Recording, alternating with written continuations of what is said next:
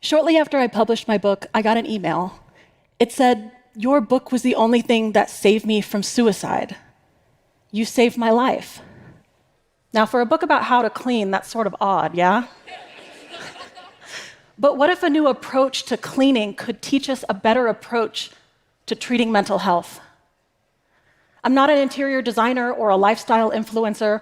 I'm just a therapist with ADHD. And in February of 2020, I had my second baby.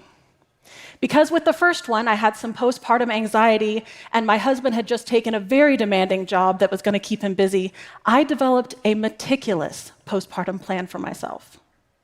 My family would rotate in shifts for the first 60 days. The cleaning crew would come once a month. The new moms group would drop off dinners, and my toddler would go to preschool. I was so proud of this plan, and it ended before it even began.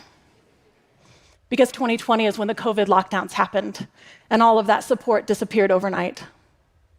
In a blur, my days turned into breastfeeding difficulties, toddler meltdowns, and depression.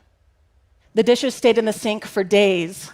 The laundry pile reached impressive heights, and there was often not a path to walk from room to room. And when I should have been catching up on sleep, I would lay in bed at night and think to myself, I'm failing. Maybe I'm not capable of being a good mom to 2 kids. I decided to post a joke video on TikTok one day about my house turned disaster. Some funny shots of my clutter and my dishes and my enchilada pan to a nice beat. Sort of a laugh to keep from cry situation, surely. And I got a comment. Lazy. Yeah, that stung. But I must be a glutton for punishment because I kept posting videos about my messy house. Video after video of all of the weird tips and tricks that I was using to try and get it back in order while managing my feelings of being overwhelmed. And I braced myself for more criticism. But what happened was entirely different. In the comment sections of my videos, hundreds of stories came rolling in. Stories like Amanda, who after losing her baby in the second trimester was standing frozen at her sink because she forgot how to wash dishes. Stories like Lula, whose chronic health problems and depression made it difficult for her to brush her teeth. Story after story of people with depression, ADHD, autism, burnout, bereavement, all struggling with these daily tasks. And it might seem odd to some of you that someone could struggle with tasks that are so simple. But are they simple? Let's think about what really goes into something like laundry. Everyone picture your laundry pile right now, okay? How many clean clothes do you have left right now? Can you wash tomorrow or must it be today? Do you need to prioritize, pre-sort, pre-treat anything? Did you grow up with anybody that taught you how to do that? You're out of laundry detergent. If you work 3 jobs, when are you going to get to the store next? And if you get there, can you afford it? And if you can afford it, which one you choose? And you get it all home, get it in there. Now pick a setting. Which one? I don't know. Google it.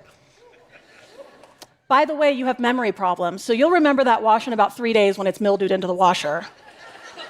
It's okay, just rewash it, okay, and get it into the dryer. You'll forget that too, and it'll wrinkle. Now dry it again. Now all you have to do is get it out and fold it. But also you have 3 small children, and those 3 small children haven't given you a moment alone in quite some time. But when you finally get that moment, you have to decide, are you going to finish the laundry? Are you going to eat a sandwich? Are you going to take a nap? Time's up. You didn't do any of it. You stared at the wall. You have decision fatigue because the burden of carrying a home all by yourself has burnt you out. You see, for some of you, all of the steps and the skills that go into care tasks run on autopilot. But for millions of people, the autopilot is broken. And what's worse, what if you had to do all of that when your mom just died? Or your job just fired you? Or you're using every ounce of strength that you have to just not kill yourself today? If you have access to therapy, it's unlikely your therapist will ever ask you about your laundry. I've worked in mental health for about a decade. I've been in therapy even longer. And the only time I ever had a provider talk to me about things like cooking and cleaning and brushing my teeth was when I was in a psych hospital as a teenager.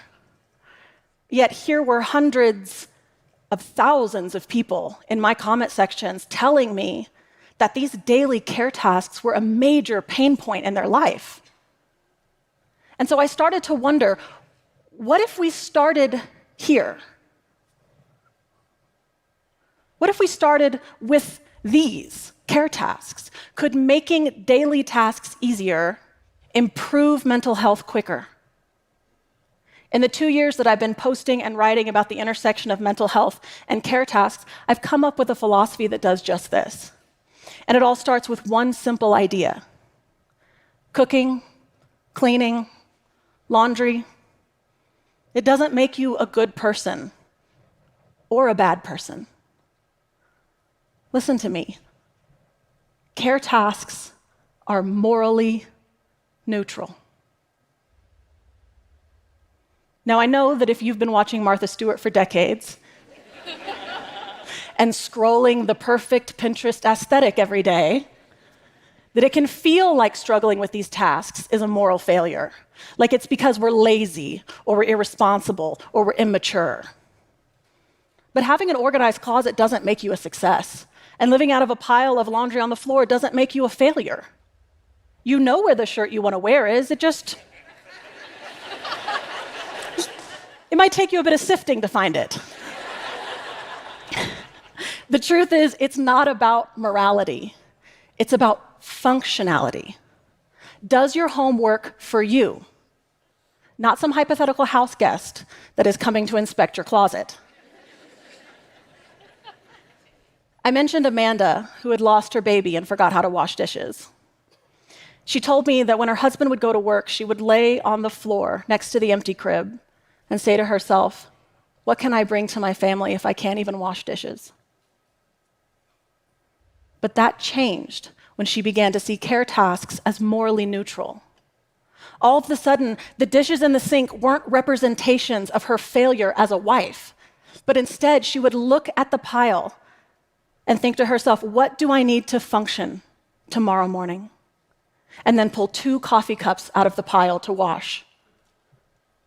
She had her coffee the next morning, and it was a little bit easier to get up off the floor. When we liberate ourselves from the idea that we are a good person or a bad person with care tasks, we can stop thinking about the right way to do things, about the way that things should be done, and instead start thinking about what we can do with our current barriers to improve our quality of life today.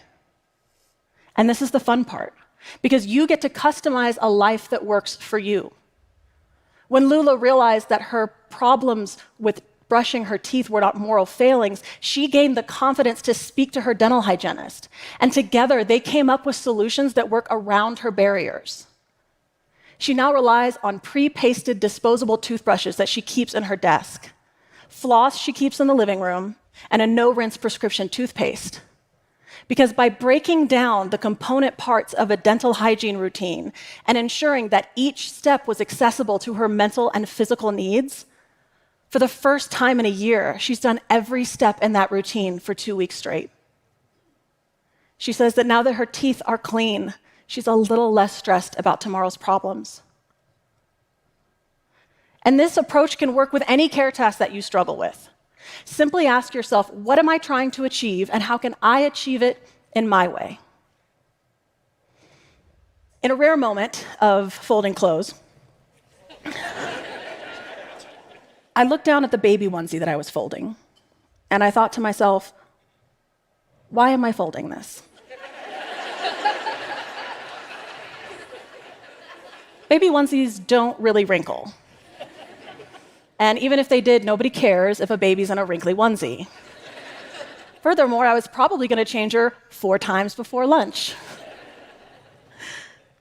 This doesn't need to be folded. I said it out loud and literally braced myself for the laundry police. I don't know. There are rules to laundry.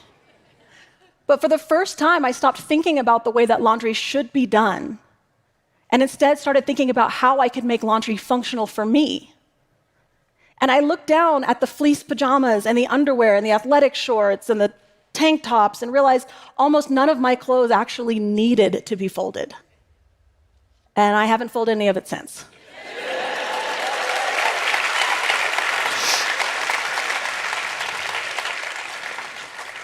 I moved all of my family's clothes into one closet off the laundry room, and now I just toss things into organized bins unfolded.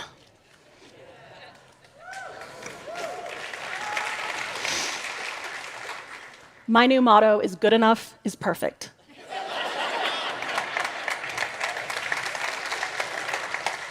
And everything worth doing is worth doing half-assed.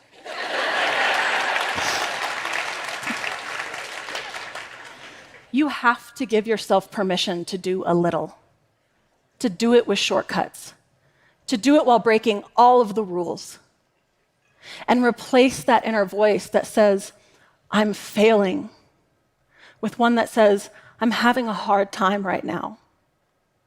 And people who are having a hard time deserve compassion. If it's too hard to shower today, grab the baby wipes. It may not be the normal way to do it, but you deserve to be clean. If it's too hard to cook dinner, get paper plates.